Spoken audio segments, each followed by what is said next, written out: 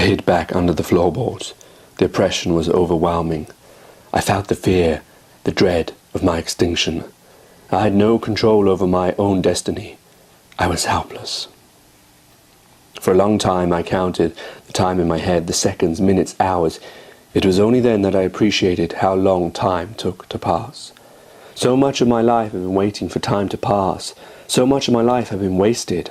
And here I was counting the last remains of my time left on this earth.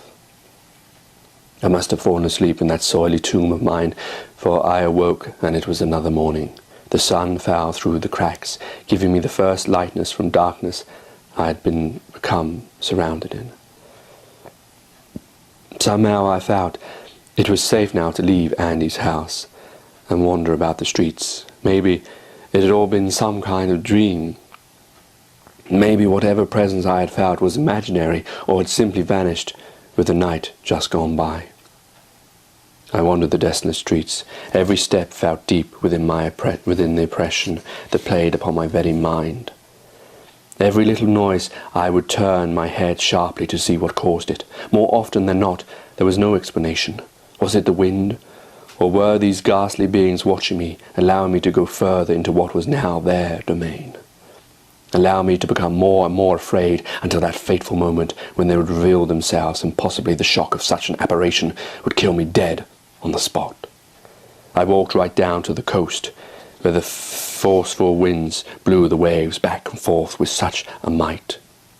It brought shivers to the back of my neck. I felt I wanted to go towards the waves, as if they were beckoning me to become them, to join them.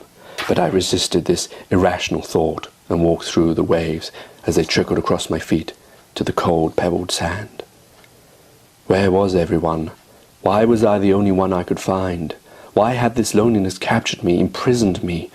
Why had I been spared this, as all those who once left amongst these shores had been? I walked through the village. It was itself a ghostly sight. Doors left open, cars running, children's toys on the floors, shop windows displaying yesterday's bargains, row and row of tins of beans, all of it as it would have been left for posterity, like a giant museum of the way mankind used to live. This once vibrant village, bursting like colours on a canvas, full of people, was now like a ghost town, empty. I ran from one end to another. I ran through each shop, down the large supermarket, aisle to aisle, through the cash machines, across the street.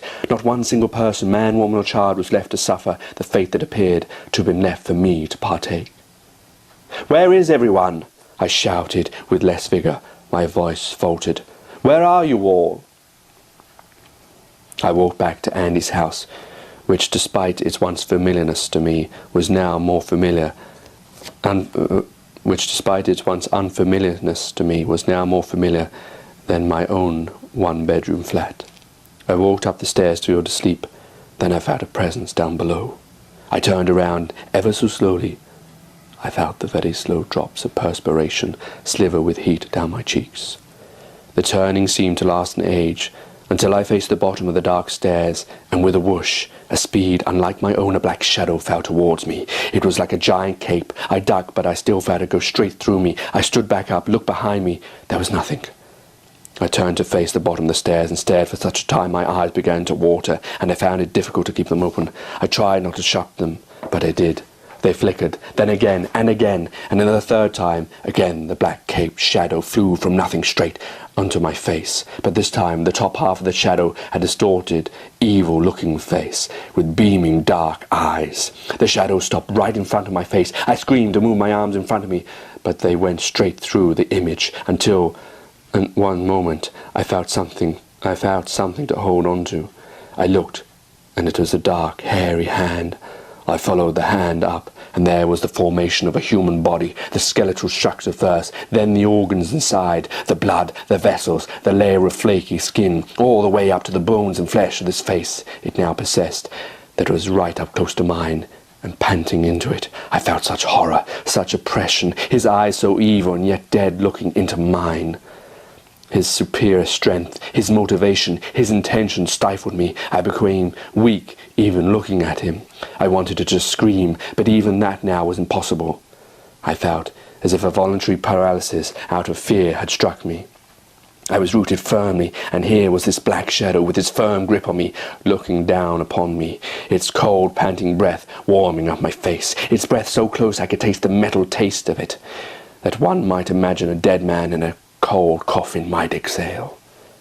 It raised its other hand. I thought it was going to smite me down, but instead it slowly trickled it from my curly hair to the side of my face, as if it was some kind of precious treasure that it was admiring.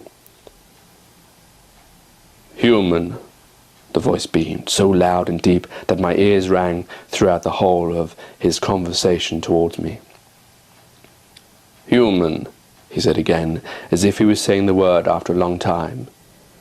"You belong to me. I am your master, you my servant.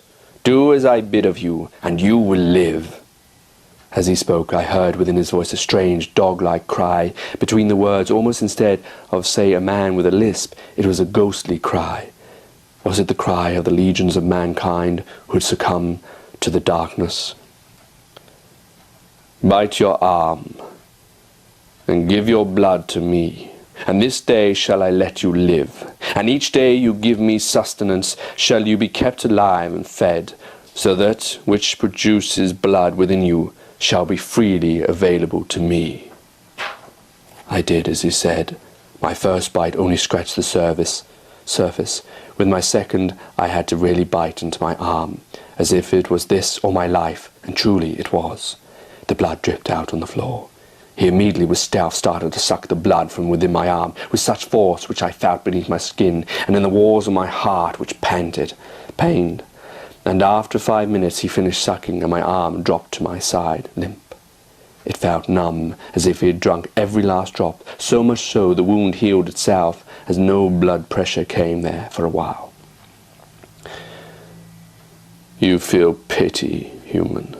Pity for your meaningless existence. Pity, yet to me you are more use to me than your creation ever was."